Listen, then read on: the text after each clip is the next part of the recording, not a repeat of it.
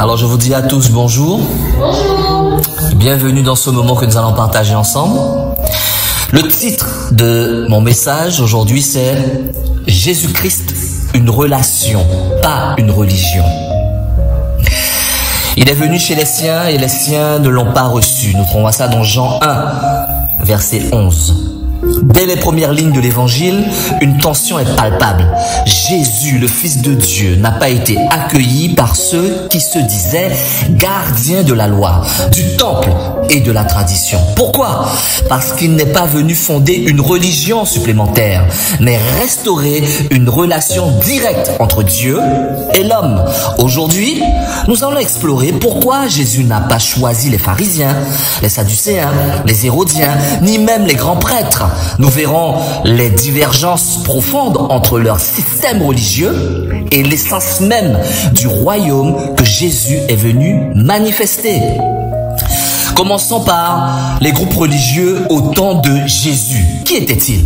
À l'époque de Jésus, le peuple juif vivait sous l'occupation romaine.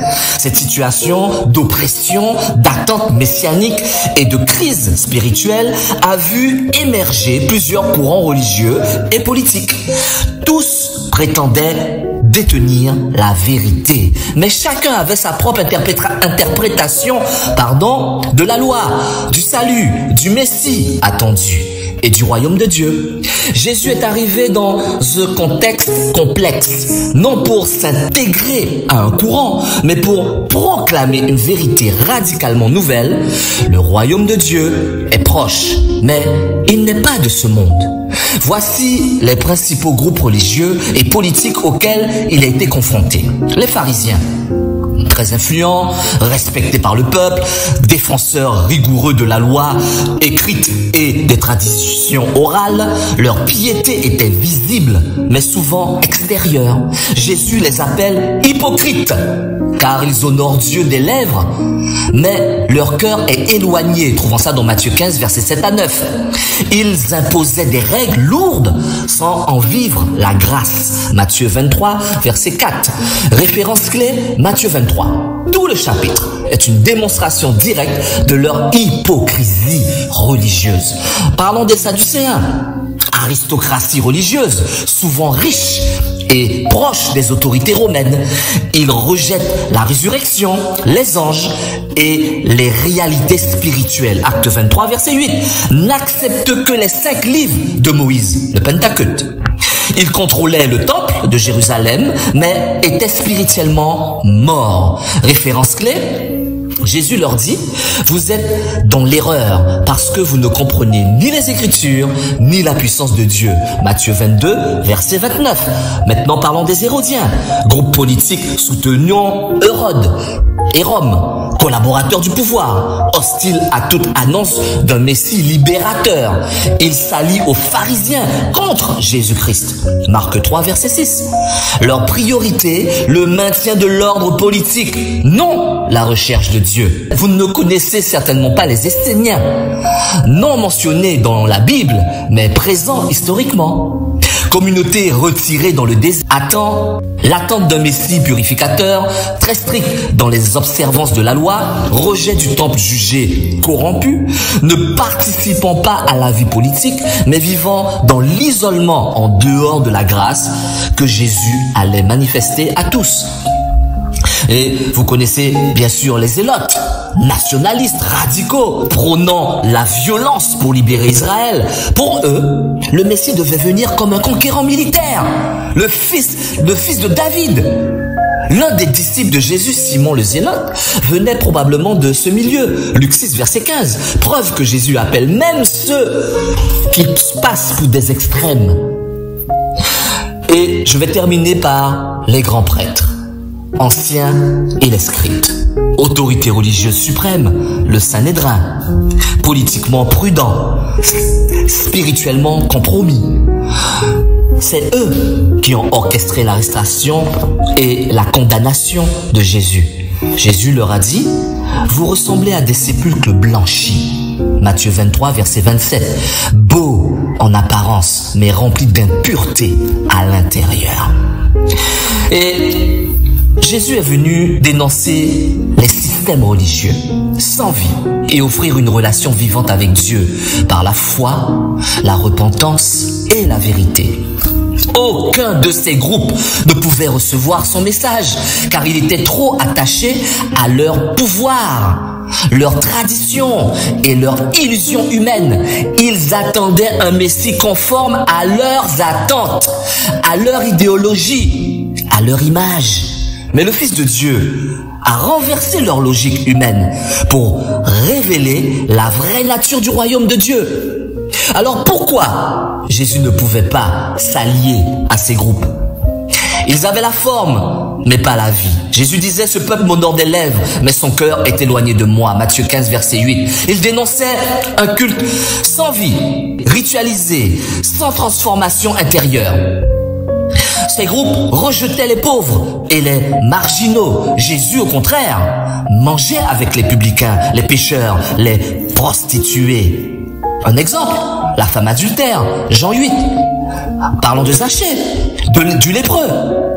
Il refusait la guérison et la compassion. Regardez, le sabbat était un piège légaliste. Jésus guérissait ce jour-là pour montrer que la loi est au service de l'homme et non l'inverse. L'homme à la main sèche, Marc 3, versets 1 à 6. La femme courbée, Luc 13, versets 10 à 17. Et ces mêmes groupes, ils ne faisaient aucun miracle, rien du tout, des belles paroles. Jésus leur dit, si je ne fais pas les œuvres de mon Père, ne croyez pas. Parce qu'il faisait des miracles, Jésus. Jean 10, verset 37. Il démontrait la puissance du royaume, Jésus-Christ, par des actes concrets, ce que ces groupes ne pouvaient pas imiter. Regardez par exemple Nicodème. Nicodème est un exemple vivant du dialogue avec la religion, pas la relation.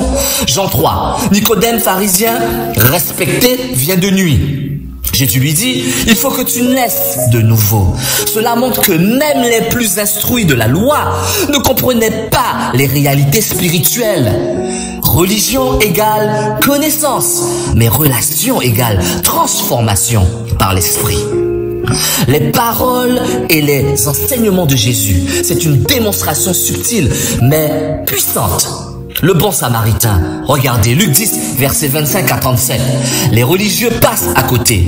Celui que les Juifs méprisent agit avec compassion. Jésus inverse les codes. Ce n'est pas la religion qui sauve, c'est l'amour du prochain en Jésus-Christ qui sauve. Regardez aussi le fils prodigue, Luc 15. Le fils aîné représente les religieux jaloux. Le Père symbolise Dieu qui accueille le pécheur avec grâce. Le publicain et le pharisien, Luc 18, versets 9 à 14. Les pharisiens se justifient par ses œuvres. Le publicain, repentant, repart justifié. Et si Jésus venait aujourd'hui? Tu t'es déjà posé la question, mon frère, ma sœur? Les églises trop ritualisées, la forme a remplacé la flamme. Dans de nombreuses assemblées aujourd'hui, on retrouve un climat comparable à celui que Jésus a dénoncé chez les pharisiens. On sait chanter, on sait prier, on sait jeûner, lever les mains, mais sans véritable transformation intérieure. Les gens quittent nos églises.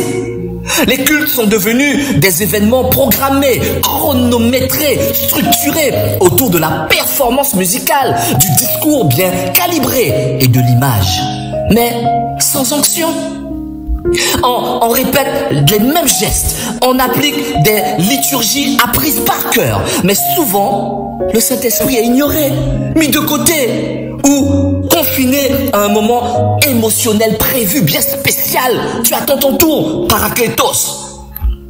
Mais regardez, vous ne croyez pas ce que je vous dis? Une femme vient au culte avec une douleur profonde, un fardeau intérieur, une prière silencieuse pour sa famille.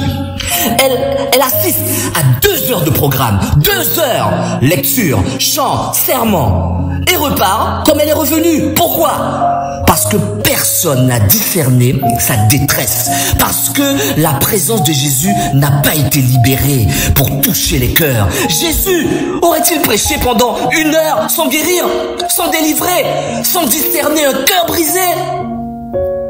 Il disait, L'Esprit du Seigneur est sur moi. Il m'a oint pour annoncer une bonne nouvelle aux pauvres, pour guérir ceux qui ont le cœur brisé, pour proclamer une année de grâce. Luc 4, versets 18 à 19. Mais aujourd'hui, où est cette puissance dans nos cultes?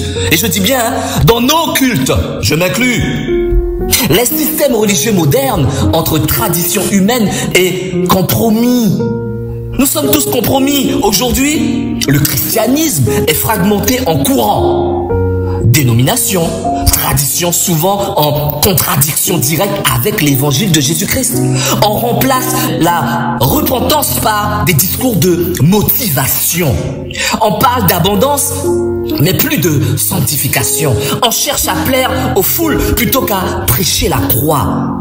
Ils auront la forme de la piété, mais renieront ceux qui ont fait la force. 2 Timothée 3, verset 5. Jésus dénoncerait des pasteurs devenus PDG.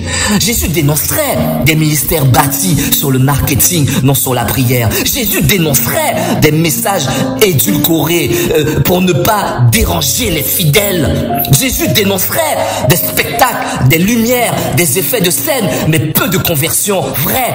Les gens quittent nos églises. Mais regardez un exemple concret. Dans certaines églises, le culte ressemble à un concert suivi d'une conférence TED. Si vous ne savez pas, allez chercher. On sort boosté, mais pas brisé, pas transformé, pas repentant. Jésus a dit, si quelqu'un veut venir après moi, qu'il renonce à lui-même. Matthieu 16, verset 24. Où est ce message aujourd'hui, mon frère, ma sœur? Si Jésus entrait dans certains temples modernes, Jésus ne retournerait pas seulement les tables, il éteindrait les projecteurs. Les nouveaux pharisiens, oui, il y en a beaucoup, énormément. Quand la religion devient jugement, il y a aujourd'hui une génération de croyants, parfois même de leaders, qui sont tombés dans le piège du pharisaïsme moderne. Ils jugent votre manière de prier, ils jugent votre manière de chanter, ils jugent votre manière de s'habiller. Ils surveillent les autres croyants au lieu de prier pour eux. Ils pensent détenir la vérité exclusive et excluent tous ceux qui ne rentrent pas du moins dans leur moule. Jésus disait une chose. Malheur à vous, scribes et pharisiens, hypocrites, vous fermez aux hommes le royaume des cieux, vous n'y entrez pas vous-même et vous n'y laissez pas entrer ceux qui veulent entrer. Matthieu 23, verset 13. C'est pas le frère Pascal qui le dit. Ils enseignent la loi, mais ne pratiquent pas l'amour. Ils prêchent la doctrine, mais ne connaissent pas la grâce. Regardez, une jeune femme ancienne droguée entre dans une église. Elle est mal habillée, elle est tatouée, personne ne lui parle. On la regarde avec suspicion. Elle ne revient plus. Et pourtant, Jésus serait allé vers elle. Il lui aurait dit, va et ne pêche plus. La vraie religion, mon frère, ma soeur, mon ami, selon Jésus-Christ, ce n'est pas d'exclure, mais de restaurer l'espoir. Si Jésus revenait aujourd'hui, il ne serait pas invité dans toutes les conférences de réveil. Il ne serait pas applaudi dans toutes les grandes églises. Il dérangerait, il bousculerait, il pleurerait comme devant Jérusalem. Combien de fois ai-je voulu et tu n'as pas voulu. Luc 13, verset 34. Mais il irait là où personne ne va. Dans les prisons, dans les rues, dans les familles brisées, chez les rejetés des systèmes religieux. Pourquoi? Parce que Jésus n'est pas venu pour remplir des temples, mais pour restaurer des cœurs. Maintenant, pourquoi Jésus est venu? Pour établir une relation, non une religion. Jean 14, verset 6. Je suis le chemin, la vérité et la vie. Nul ne vient au Père que par moi. Jésus ne montre pas une route vers Dieu. Il est le chemin pour révéler le Père. Jean 1, verset 18. Personne n'a jamais vu Dieu. Dieu le Fils unique l'a fait connaître. Jésus est venu aussi pour appeler les pécheurs, pas les justes.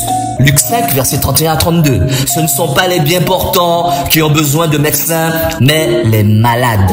Jésus est venu pour détruire les œuvres du diable. 1 Jean 3, verset 8. Le Fils de Dieu apparu afin de détruire les œuvres du diable. Guérison, délivrance, résurrection. Aucune religion ne pouvait faire cela. Alors, l'adoration des hommes religieux, voilà la nouvelle idolâtrie de notre ère. Mes frères, mes sœurs, l'élévation humaine a remplacé la gloire de Dieu. De nos jours, les titres ont remplacé les fruits de l'esprit.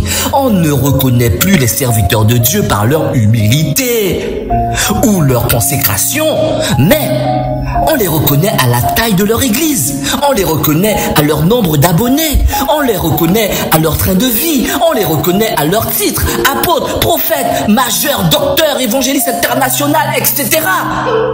Pourtant, Jésus disait que celui qui est plus grand parmi vous soit votre serviteur. Encore une fois, ce n'est pas le frère Pascal qui le dit. Matthieu 23, verset 11, écoute la Bible audio. Parlons du cas des hommes hautement placés. Et je vais prendre un homme très haut placé. Le cas du pape et des grands dirigeants religieux. Aujourd'hui, le pape est acclamé, élevé, parfois adoré. Il est salué par des millions de fidèles, agenouillés devant lui, reçu par des présidents de toutes nations. Son autorité est considérée par certains comme supérieure à celle des Écritures. Il vit au sein d'un État souverain, ultra riche, le Vatican. Le Vatican possède des banques, des propriétés, de l'or, des œuvres d'art estimées à plusieurs milliards d'euros. Mais où Jésus a-t-il enseigné une hiérarchie religieuse vivant dans des palais et traités comme des rois? On n'est pas dans l'Ancien Testament. David était roi d'un peuple, père d'une église. Mon royaume n'est pas de ce monde. Jean 18, verset 36. Des milliardaires de la foi. Voilà ce que nous avons de nos jours, quand le message devient commerce. Certains prédicateurs possèdent des jets privés, mon ami. Bien sûr, tu le sais, tu les admires même. Des villas à plusieurs millions, des montres de luxe. Des pasteurs américains, des pasteurs africains, des pasteurs français, loin de l'éternel, vivent dans le luxe pendant que leurs fidèles vivent dans la précarité.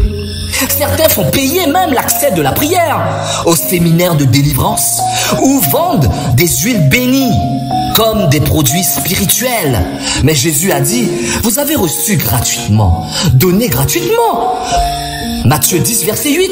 À croire que les offrandes ne suffisent pas, les dîmes ne suffisent pas. Il n'a jamais demandé d'offrande pour guérir, pour bénir ou pour prophétiser. Mais les 5 ministères ont été mal compris. Ils ont été détournés.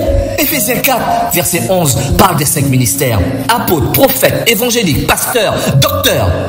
Mais aujourd'hui, écoute bien mon frère, ma sœur, et tu le sais, l'apôtre est devenu le CEO, un homme intouchable. Le prophète devint un voyant qui facture la parole de la connaissance. L'évangéliste ne parle plus de repentance, mais de prospérité. Le pasteur veut fidéliser son audience, mais il ne veut pas former de disciples.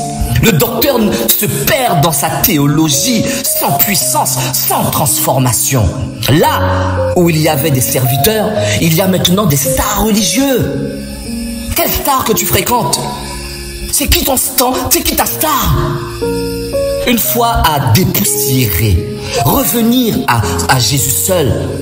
C'est important de le comprendre, car le royaume, ce n'est pas un empire religieux.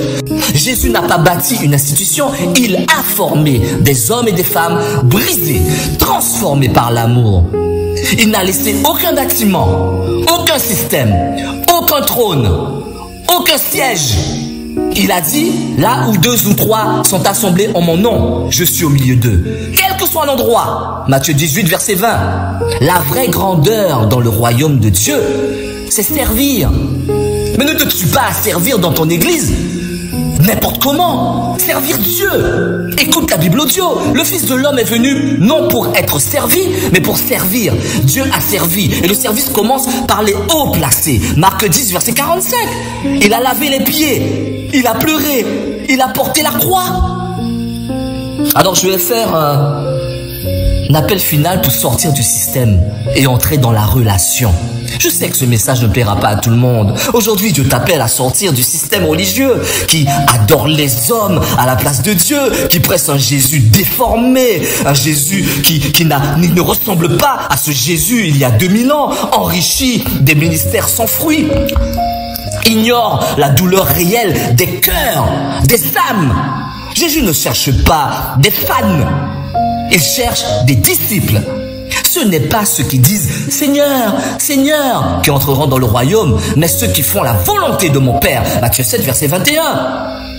Alors revenons à l'essentiel. Si ta foi est basée sur une personne, sur une église, sur une dénomination, sur un prédicateur, sur une organisation, oh mon frère, ma sœur, tu risques d'être ébranlé. Mais oui, mais si tu as une relation vivante avec Jésus-Christ, écoute bien, aucun scandale, aucune déception, aucune chute ne pourra te faire détourner de la parole de Dieu. Jésus n'est pas une religion à suivre, il est une vie à recevoir. Ça fait tout à fait la différence. Jésus cherche des cœurs. Aujourd'hui encore, Jésus cherche des Nicodèmes, prêts à se remettre en question. Il ne vient pas dans nos vies, dans nos assemblées, dans nos maisons.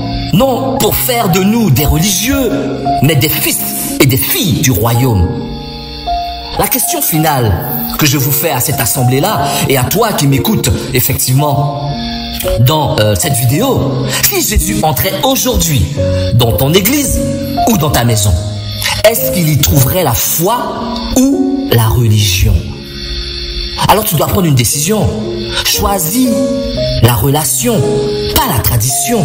Choisis la vérité vivante, pas le rite mort. Choisis Jésus-Christ, le Fils, pour revenir au Père.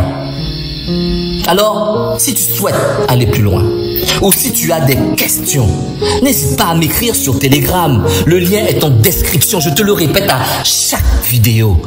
Je serai heureux d'échanger avec toi et de t'accompagner dans ta préparation spirituelle. En attendant, écoute la Bible audio. Elle est vivante, elle nourrit, elle éclaire, elle transforme. Elle l'a fait pour moi. Partage ce message avec ta famille et tes amis et tes collègues. Envoie-le dans tes groupes, dans tes réseaux. Tu n'as pas à être au courant de tout, bien avoir toutes les réponses, mais tu peux être le maillon qui sauve une vie. L'amour, ce n'est pas rester silencieux. Ah, tu sais, je m'occupe pas de sa vie, hein. Non, non, non, non. Tu l'aimes, dérange-le. C'est prévenir, c'est réveiller, c'est préparer. Un jour, Jésus reviendra. Ça, c'est inéluctable. Ou avant son retour, nous quitterons ce monde. Mais il ne faudra pas qu'un seul de ceux qui t'entourent puisse te dire « Tu savais toutes ces choses et tu ne m'as rien dit ?» Écoute la Bible audio. Amen. Amen.